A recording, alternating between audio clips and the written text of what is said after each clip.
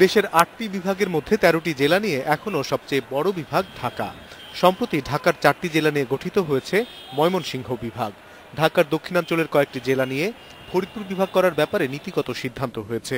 প্রধানমন্ত্রী জানান, প্রশাসনিক বিকেন্দ্রীকরণের মাধ্যমে নাগরিক সুবিধা বাড়াতেই এসব সিদ্ধান্ত।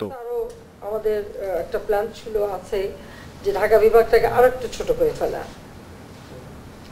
তো এটা করলে পরে যে বিভাগীয় যে অবকাঠামো গড়ে উঠবে তাতে জনগণের দৈর্ঘ্যে আমরা সেবাটা পৌঁছাতে পারবো। কোনো একটা কিছু হলেই ছুটে আসতে হবে, এভাবে তো মানুষের সেবাটা নিশ্চিত করা যাবে না। ভবিষ্যতে জনসংখ্যা কত হবে, অর্থনীতি কোথায় গিয়ে দাঁড়াবে, সব দিক বিবেচনা করে উন্নয়ন পরিকল্পনা নেওয়ার নির্দেশনা দেন প্রধানমন্ত্রী। যখনই আমরা যে পরিকল্পনা নেব তখনই মাথায় রাখবেন যে আজ থেকে ২০ বছর পর কতটা উন্নতি হতে পারে, কতটা ডেভেলপমেন্ট হবে এবং কি হতে পারে। এমন জায়গায় বিভাগীয় অফিসগুলি হতে হবে যেন সব জেলার সাথে একটা সংযোগটা খুব দ্রুত হয়, কিন্তু একেবারে মানে ওই শহরটা যেখানে গড়ে উঠছে ওখানেই হবে না, নতুনভাবে করা যাতে করে সুন্দরভাবে গড়ে তোলা যায়। প্রধানমন্ত্রী বলেন, জলাধার নষ্ট করে অবকাঠামো নির্মাণ করা যাবে না।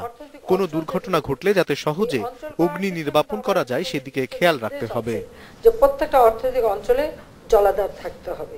অনিমেষ কর, ইন্ডিপেন্ডেন্ট নিউজ, ঢাকা।